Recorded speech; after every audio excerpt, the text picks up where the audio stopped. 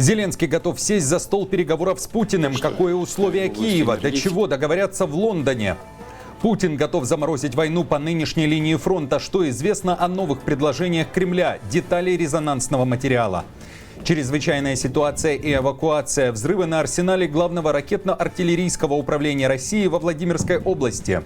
Амстердам обвиняет Москву в атаке, а НАТО перехватывает разведывательный самолет РФ у границ Альянса. Досмотрите. Всем привет, это «Время Прядко», коротко, четко и по делу о том, о чем говорят в мире. Если вам есть что сказать, делитесь своими мыслями и отвечайте на мои вопросы в комментариях. За лайк и подписку буду особенно благодарен. Время начать. Режим чрезвычайной ситуации и срочная эвакуация из как минимум 7 поселений. Владимирская область России остается в центре внимания со вчерашнего дня. Там взлетел на воздух склад боеприпасов на 51-м арсенале главного ракетно-артиллерийского управления. Снаряды разлетались по всей округе.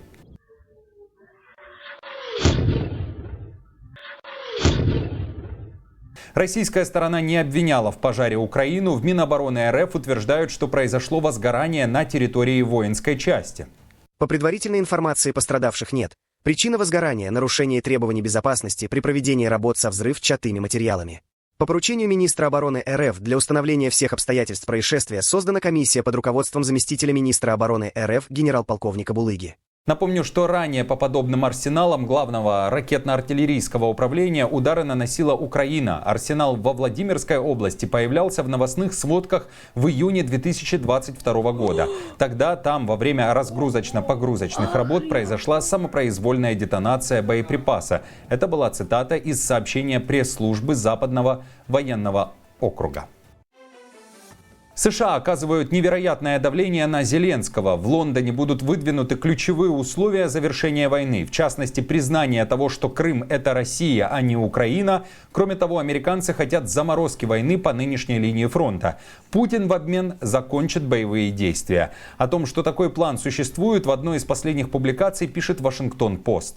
Советник президента Украины Владимира Зеленского отметил, что американские предложения содержат идеи, с которыми Киев согласен, и те, которые он не поддерживает. Западный чиновник заявил, что давление на Украину ошеломляющее. Как и другие, они говорили на условиях анонимности, обсуждая деликатные дипломатические переговоры. Отмечу, что в последние 1,5 недели действительно в западной прессе очень активно обсуждается вопрос признания Крыма российским. Причем это должна сделать и Америка, и Украина. Зеленский уже заявил, не согласен, но готов сесть за стол переговоров даже с Путиным. Повторил это несколько раз. Что касается нашей делегации, она завтра имеет мандат на то, на что у нее есть мандат. Обсуждение безусловного прекращения огня или частичного прекращения огня. Мы готовы к этому этапу. Если россияне готовы к полному прекращению огня, то после полного прекращения огня, с пониманием, как долго оно продлится, мы готовы к переговорам с ними в любом формате. В любом формате Украина юридически не признает оккупацию Крыма. Тут не о чем говорить. Это вне нашей Конституции. Это наша территория. Территория народа Украины. В плане, который американцы собираются обсуждать сегодня во время переговоров в Лондоне, есть и пункт о постепенном снятии санкций с России, утверждают западные издания. При этом Кремль, как заявляет Песков, не знаком с содержанием мирного плана Трампа. Песков параллельно озвучил требования Москвы. Если Зеленский хочет переговоров о прекращении огня, то должен снять свой собственный запрет на переговоры с Путиным. При желании украинской стороны, при открытости украинской стороны, наверное, должны быть какие-то приняты шаги для того, чтобы юридически расчистить вот эти препятствия на пути таких контактов, если есть такая готовность. Президент Путин неоднократно говорил о своей готовности решать вопросы путем переговоров. Это еще одно повторение этой готовности. Путин согласен остановить боевые действия по нынешней линии фронта. Такое предложение он сделал Стиву Уиткофу, который прилетал в Москву. По словам источника Financial Times, на встрече в Санкт-Петербурге говорилось о том, что Россия может отказаться от претензий на территории 4 частично занятых российскими войсками украинских областей. Это предложение является первым официальным признаком со стороны Путина с первых месяцев войны 3 года назад, что Россия может отказаться от своих максималистских требований для завершения вторжения. Однако европейские чиновники, проинформированные о усилиях США по окончанию войны, предупредили, что Путин, вероятно, использует это кажущееся уступкой предложение как приманку, чтобы заманить Трампа к принятию других требований России и навязать их Украине как свершившийся факт.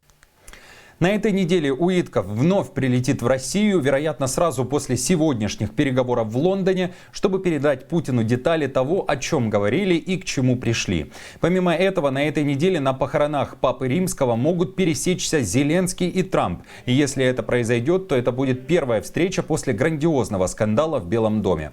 Итак, что думаете об американском мирном плане, о снятии санкций с России, признании Крыма, а также о том, что Путин готов заморозить войну по нынешней линии фронта? Как скоро это произойдет, или же согласны с европейцами, что это лишь приманка Кремля? Оставьте комментарий под видео. Тайна портрета раскрыта. Личный подарок Путина Трампу стал общедоступным, по крайней мере в интернете. Из Москвы в Вашингтон Стив Уитков, который уже как минимум трижды прилетал к Путину, повез американскому президенту портрет, который написал российский художник Никос Сафронов. Трамп словно статуя свободы с поднятой рукой, но с простреленным ухом. Это отсылка на покушение, которое произошло летом прошлого года. В интервью CNN Сафронов рассказал, что перед написанием портрета к нему пришли люди, которые сказали, что хотят, чтобы он нарисовал Трампа таким, каким сам его видит. Сначала он не знал, кто эти посетители, добавив, что, будучи известным художником, есть клиенты, которые не вдаются в подробности. Но он подозревал, что это был Кремль. Для меня было важно показать кровь, шрам и его храбрость во время покушения на его жизнь. Он не сломался и не испугался, а поднял руку, чтобы показать, что он един с Америкой и вернет ей то, чего она заслуживает. Друзья, как вам портрет Трампа? Был ли доволен? Помните, что буквально месяц назад он даже устраивал скандал, но из-за другого портрета, который повесили в Капитолии одного из штатов. Трамп очень переживает из-за своей внешности. Амстердам обвиняет Россию в атаке на страну. Разведка Нидерландов заявляет, что Москва ведет тайную войну против Запада и сейчас перешла к новым уровням гибридных атак. Хакеры Кремля уже вломились в одну из госслужб Нидерландов. И это, по словам спецслужб страны, лишь начало. Как заявил глава военной разведки Петер Рессинг, Москва готова к саботажу внутри Европы и уже действует. Атака по госструктуре – это первый тревожный звоночек, считают в Амстердаме. При этом не уточняют, какая именно служба была атакована. Агентство Рейтер напоминает, что западные страны в последние годы заявляли, что гибридные угрозы со стороны России и Китая становятся все более агрессивными. В частности, такие угрозы могут включать в себя все от саботажа критической инфраструктуры до кампаний по дезинформации, шпионажа и кибератак, направленных на влияние или подрыв общества. Москва и Пекин при этом отрицают причастность к подобным атакам на страны ЕС. Если посмотреть на скорость, с которой Россия наращивает свой военный комплекс, оборудование, артиллерию, это намного быстрее, чем у нас в Европе и даже в США. Это создает, как я бы сказал, своего рода окно уязвимости для нас. Поэтому нам нужно ускориться и убедиться, что мы поддерживаем тот же темп, что и они, чтобы быть достаточно сдерживающим фактором. А в НАТО тем временем заявляют, российские самолеты максимально приблизились к границам Альянса. Министерство обороны Литвы сообщает, истребители НАТО, выполняющие функции воздушного патрулирования в странах Балтии, на минувшей неделе дважды поднимались в небо для выявления и перехвата российских самолетов, которые нарушили летные правила.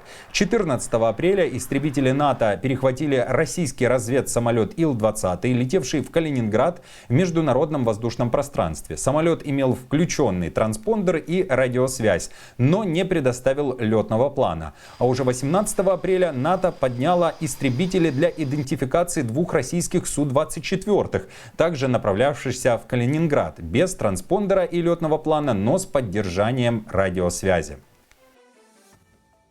Ученые из Великобритании придумали, как кормить и снабжать астронавтов на пути к Марсу без огромных затрат на доставку еды с Земли. Их идея – выращивать пищу, топливо и даже лекарства прямо в космосе, из клеток с помощью специальных биотехнологических реакторов. Причина таких исследований проста. Каждый килограмм груза в космос стоит до $20 тысяч. Один обед может стоить $10 тысяч. Вместо этого ученые предлагают взять немного живых клеток, биореактор и создать нужные вещества прямо на борту космического корабля. На этой неделе мини-лаборатория Space Lab весом меньше килограмма отправилась в космос на ракете SpaceX. Там клетки дрожжей будут в микрогравитации производить витамины. Это будет первый тест. Эти технологии могут стать основой жизнеобеспечения на лунных и марсианских базах. Лаборатория в коробке – это, по сути, биологическая и химическая лаборатория, как та, что вы видите здесь. В ней осуществляется контроль за подачей жидкостей, температурой, давлением, а также составом атмосферы.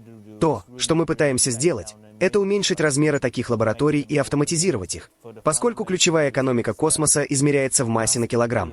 Чем тяжелее оборудование, тем дороже его доставка. Мы хотим снизить эти затраты и сделать такие технологии более доступными.